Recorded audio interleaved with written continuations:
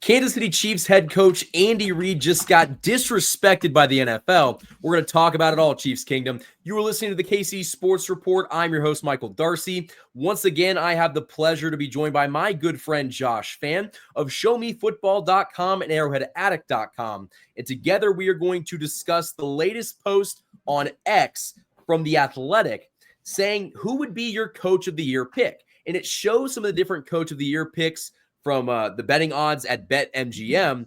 And you see Dan Campbell from the Lions as the number one pick with plus 110 odds. Mike Tomlin at plus 450 odds. He's the number two pick. Kevin O'Connell of the Vikings at plus 450. Jim Harbaugh of the Chargers at plus 600. And then the final in the top five is Sean Payton of the Denver Broncos with plus 650 odds. Again, this is according to BetMGM, and this post is via The Athletic.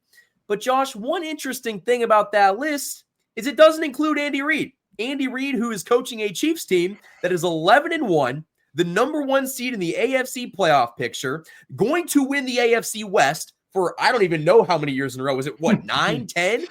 They continue to find ways to dominate in the regular season and dominate in the playoffs, and he's not even a candidate to be head coach of the year in the NFL, which I find completely disrespectful. But Josh, I want to get your thoughts on the situation. Do you think that the betting odds makers over at BetMGM are just plain wrong when it comes to their odds?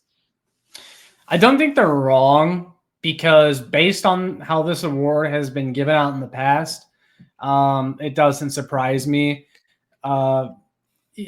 They've never really given Andy Reid the time of day since he's been the Kansas City Chiefs head coach. We were just talking off air about other times Andy Reid could have won it, and he wasn't even really under consideration. I mean, you could take any of the past 5 seasons and he could have won.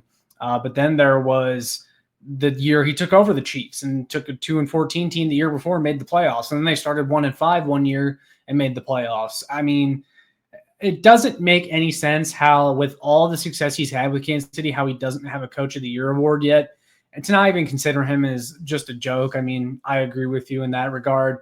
It really frustrates me because it feels like the award has become the "we thought you were going to suck" award for the coach of the team that, we thought was going to be terrible and they did a great job or whatever. And I understand that, but in that case, we should just make a separate award for, most surprising coach or whatever, and then have like the actual NFL's best coach, the Coach of the Year. And it also frustrates me to hear that Dan Campbell is on the list, but not Andy Reid, when the Chiefs and the Lions had the same record, but the Chiefs have had way worse injury luck.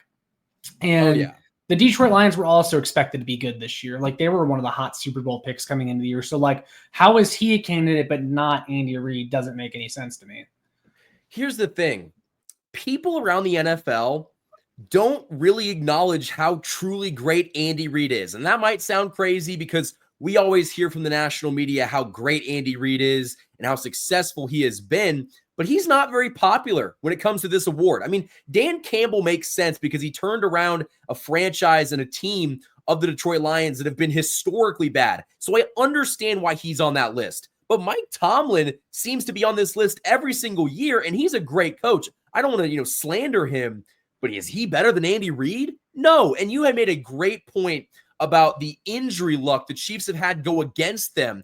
I mean, if we want to go down the list, the Chiefs were without their top 3 wide receivers, their starting running back. They lost their kicker. They lost their number 2 cornerback. The list goes on and on and on. And Andy Reid's sitting here with the best record in the AFC and one of the best records in the NFL. And he's not even in consideration for this reward, if you're just looking at, the BetMGM numbers. But I think those are probably going to be pretty accurate because it seems like each and every single year, the voters just don't even look at Andy Reid, kind of just expecting this greatness on a yearly basis when we know Andy Reid's great. I mean, I don't have to sell you on that idea, but I'm an Andy Reid truther. I'm going to tell you, that I think he's a fantastic coach.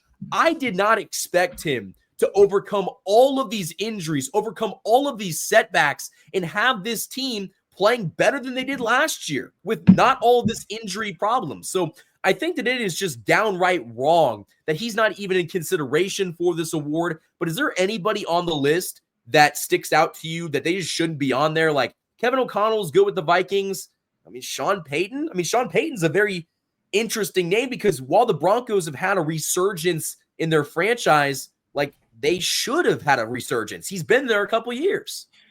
Yeah, I don't know if there's anyone on there that I would say isn't like a good candidate or shouldn't be considered. Like I think they all have a case to make, but again, it's just ridiculous not to include Andy Reid on there. I mean, how many of those teams do you look at, Michael, and say they're still where they're at right now if you take away their top 3 receivers, their starting running back, their kicker, their cornerback too, and so on? None of them. Yeah, there's just no way. Andy Reid needs to be considered for this award. And look, I have my little gripes with Andy Reid here and there, but the results on the yeah, but I mean, look, they're 11-1. You look at the injuries that they've had, the success that they've had over a sustained period of time, and I think one area in which maybe be hurting Andy Reid in terms of being considered for this award is that he's an offensive coach, and the Chiefs' offense this year has kind of been, but again, the injuries. That's the thing. That's the case you make for Andy Reid is that despite all the injuries, here they still sit atop of the NFL. Well, here's the thing, Josh. The Chiefs just clinched their 10th consecutive postseason appearance, 10 straight.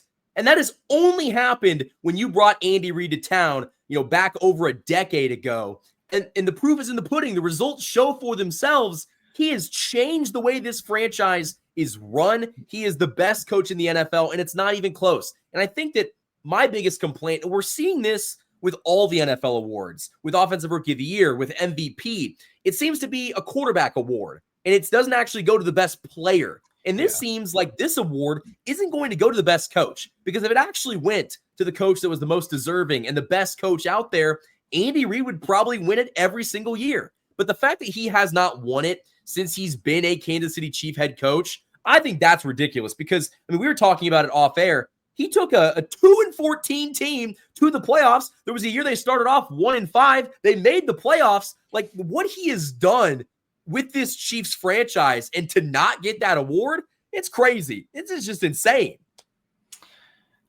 Yeah, there are no words.